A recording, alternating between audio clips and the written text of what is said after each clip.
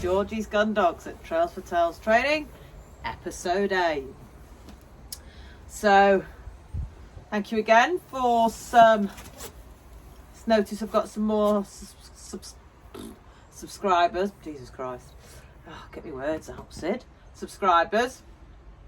So I'd like to say thank you and welcome and thank you for joining. Really means a lot. Sid, they can't see me, love. Let's sit on the side like that. Right, anyway. You believe this weather? 1 minute I'm in a t-shirt, next minute I'm in coat, eh? What's going on? Anyway, right. So, welcome to episode 8. Like I said, thank you for some new subscribers that we have got. And thank you again for the feedback on the videos. I'm glad you're enjoying the channel. I'm glad you're enjoying the training stuff. So, this episode, the famous sits day. Whoop, whoop. Right, well, I absolutely love training the sits day. It is also extremely important. What do we use it for in Gundog? Okay, so a lot of it, one of the biggest things is steadiness. Okay, learning to be able to sit the way things are going off, not moving, things are going round them. Sit stays while hunting, so we might be on the stop. You know, it might be a stop whistle, but it's also part of a sit stay. Sit stay before you send them at your side. Sit stay at your side while things are going on. Sit stay at a distance. Yep, stop, but still part of a sit stay. Okay, sit and stay there before I go through something. Sit and stay before you come out the car. Sit and stay here. You know, there's a million one things we use it for. Okay, and it is about impulse control, not moving until I release you or give you an instruction of some sort. Okay, so for me, my sit stay cue is my leg leading off. Okay, when I first teach it, so that when I'm setting up exercise with my dog and I lead off on my right leg, shall I say, they don't move. Okay, they learn that, right, okay, mum's, because of my other leg nearest the dog, which is my left leg, that means heel with me. My right leg means sit there, do not move. And this helps when I'm setting up exercises and stuff like this. But when I train a lot of sit stays, it helps for them other behaviours later. Like I said, the handling at a distance. Sit stays on a stop whistle. Sit stays while hunting. Sit stays until I give you instruction. Because it all starts easier to train because I've taught a solid foundation in it. It's one of the first things I love to teach my young dogs. For me, it's valuable in so much. I don't just do it in the training pictures, I do it out and about. So if I'm ever bumbling with them or out on a walk and I stand still, sit, stay there, call them in, get them to do a sit, stay, might walk about. Teach them when I stop, they stop. Also, I'm just pottering about, like with a young puppy, I used to take Sid everywhere and I just practice in different locations.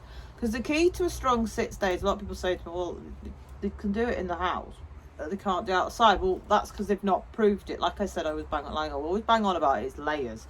They haven't put them layers in, or them early foundations, so that they can cope in them different environments. And again, it depends on the rewards. Well, all you're looking for in this video is teaching them that stage, just being able to walk away from them. Because I tell you what I hate, one of the big ones is stay, wait, stay. Exactly, Sid, exactly. I hate all that. If you've got a solid sit stay, you should be able to ask them once, because you can still put a cue word on this. You don't have to do it just literally by the leg. You can also put a cue word on, because I do have a cue word. So mine's wait, okay? But then they also know sit. You know, it doesn't mean move. It's the same thing, right? So for me, my go-to is wait, all right? Back in the day, they used to teach, right, wait is release into something, stay is I come back to you. For me, when I'm training a sit stay, 99% of the time, I will come back to reward you. I will come back to give you something, especially in the training when I'm teaching the foundation of a sit stay. A lot of the time, I see people call the dog out of a sit stay. They practice a sit stay, and then they always call them out of it. Well, what happens? You create unsteady and creepy. All right? So for me, in the early stages, I always go back and release you. I always go back and do something with you where you're like going to my heel, or we're doing another behaviour or anything like that, okay? Because I want them, especially when it comes to later on down the line, 6 days that I'll need rather hunting or retrieving, that they will not creep forwards, or they will not creep or think they've got to run out of it, because so many times they predict what you're going to do. Dogs are very good at patterning behaviour, okay? So for me, I want that dog's brain to think a sit stay is until my mum comes back or gives me another instruction wherever I am. Doesn't mean recalling. Don't get me wrong, there are times that I do need to train a sit stay and call them in, especially if I'm handling them or I'm stopping them at a distance. I want to bring them forwards. Yep, or they've been hunting sit stay and then I might call them towards me for whatever reason to keep a said cordy dogs in or whatever. There's a million things. So there are times I will need it, but this is way, way later down the line. For now, all I'm teaching is don't move till I come back to you, okay? And also, it doesn't mean, I don't want the dog to think automatically when they've been paid for it or rewarded, that means a release as well, okay? Not for me, because I might be just coming in paying you and then going to be doing something else. So giving you feedback, yeah, that's what I want you, but I'm setting something else up around it, okay? And like I said, don't fall into trap of wait, you know, because that's just messy. Yeah, you know, we want to be as quiet as we can with our dogs, as subtle as we can with our dogs when we're teaching a sit stay. So in this video, you're going to learn how to train a sit stay. So the early stages, that's it. Yeah, the foundations of it. Later down the line, I'll teach you to bring movement in. Okay, movement, distraction, steadiness, which is all you'll see will all intertwine of how I'm layering these videos so that you guys don't rush from A to Z, because you just can't. Gundog's huge. I'll probably be here for still years giving you different videos, but it's here for you to put the layers in steadily with your dogs, all right, getting them foundations in so that when you see what I'm doing, you go to next, you go, that's part of that chain to link to that chain. And then you'll start seeing it all merge together, and it'll be easier to transfer the dog onto other stuff because they'll have a rhythm with it. Yeah, that they've learned these behaviours that are all starting to gel and come together. All right. So what I'm going to do is now you're going to see a clip of me teaching the sit stay. Yes, Sid knows it well, but I can still go. I don't mind going over stuff with Sid because he's a young dog. It's important I keep his foundation solid. So you will see me teach it with him and how I teach it. Again, I will be using the place board for this. So this will follow on, you can see already part of that chain following on from you training the place board, somewhere of value. Because when it's somewhere of value, it's easier to teach that behaviour. So be like, right, I love that board, I'm going to sit on it. So I'll get better duration. Now, before anyone says, oh, but you can't take a board everywhere with you. No, you can't. And I'd still proof it without the board. So you can still do the same action of teaching the sit stay on the board and off the board, right? Another thing I do usually, if it's with puppies, which I will show later down the line with some puppy videos, is when I first train a sit stay or anything, I do it with food. I do it with a food bowl, okay? But this is not what we're doing on this one. This is like a sit stay and then to sit where they are and walk off and that. But when I do some puppy stuff later down the line, you will see that I teach it with food first, because that's also impulse control around things that they want, all right? And it's manners as well, food manners, stuff like that. Because in Gundog, we need that impulse control. We need them to be able to be steady wherever they are and manage themselves. Where birds are going on, because at the moment birds are going on right now, all right? Birds going off, rabbits going around. And if I've sat you up or wherever you are and something flies past with you, doesn't mean you move. Yeah, so all that will be intertwined later down the line with your sit stays. But for now, we're just learning the first start of it, the foundation. You just spotted Mr. Pigeon. Good boy, Sid. Good boy. But this is what I do, sit doing nothing, which I need to do in video. So, I hope you enjoy the clip of the sit stay. Like I said, you can have any cue you want from. You can have stay, you can have wait. I like wait and I like to use my right leg. Like I said, that's my cues for it, so that I can apply it everywhere else. But once I get this, like I said, these solid foundations in when you're teaching the other stuff that needs duration in a sit. And by the way, it doesn't have to be a sit. If you've got a dog that is more likely to be comfortable doing a stand, because some dogs do struggle in the sit depending on the breed. You know, if they're going to be distance working more stand stays, practice stand stays. It doesn't have to be a sit, right? It's just about stay still where you are, wherever I put you. I might be setting something out, don't move. Because like I said, I even do this with him when I'm setting up classes or I'm setting up the field. I have him sat on the board and I just walk around setting up and he's practicing his sit stay. Manage yourself, Steady there until I come back and release you, or until I release you on to doing something else. All right, so that is the sit stay. I hope you enjoy the training video. Thank you again for all the feedback, and the new subscribers, welcome. See you on the next episode. Bye.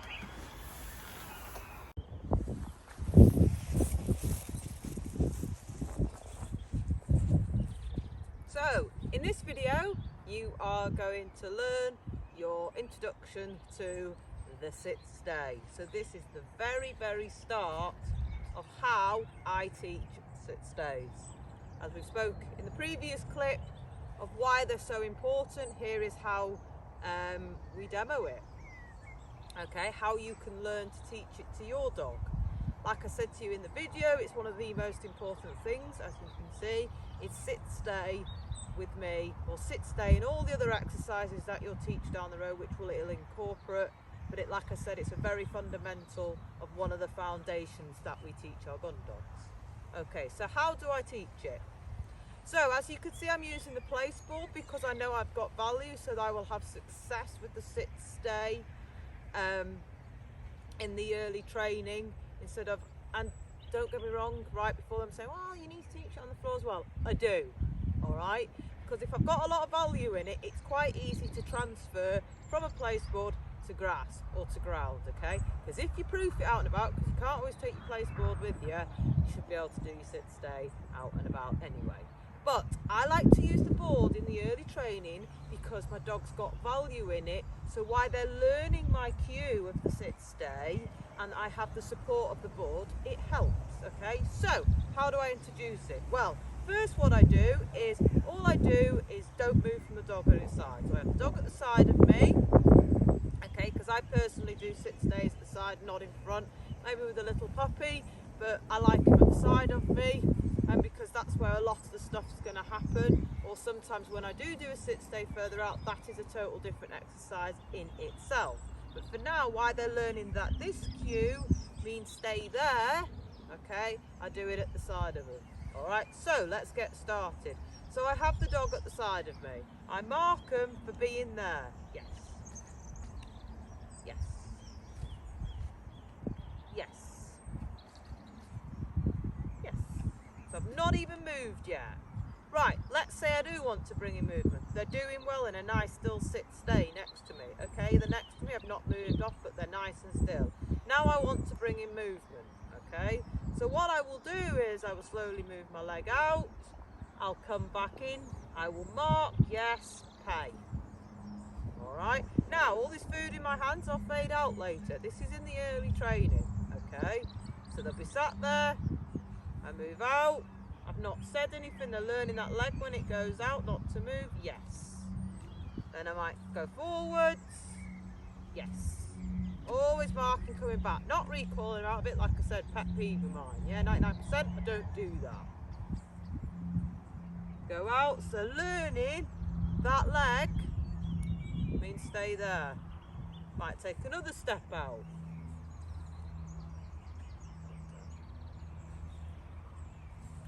Yes. Good boy. Yes. I didn't even have food in my hand that time. Yes. And I'm just building. Now in the early stages, I'd probably finish a session there and say, right, done. Yeah, for that first dog that's introduced to it, or puppy. Okay, but I'm just going to show you a little bit more as you can get further.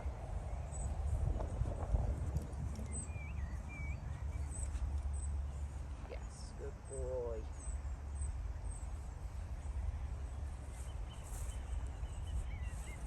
Yeah. See, I'm marking coming back, yeah? I've not released.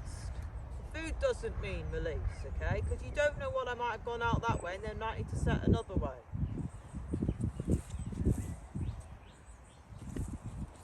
Yes, good boy.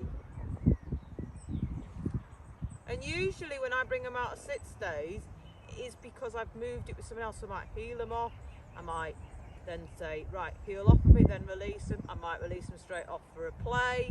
I might be, when it comes later down the line, it'd be released onto another part of the exercise, a million things. So having different release will come part of your different pictures of whatever you're training in that situation. So example, here I might say to release him off, okay, heel.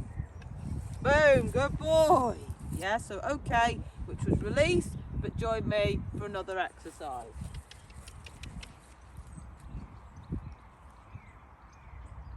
So it looks like that. Yeah, I didn't even say anything.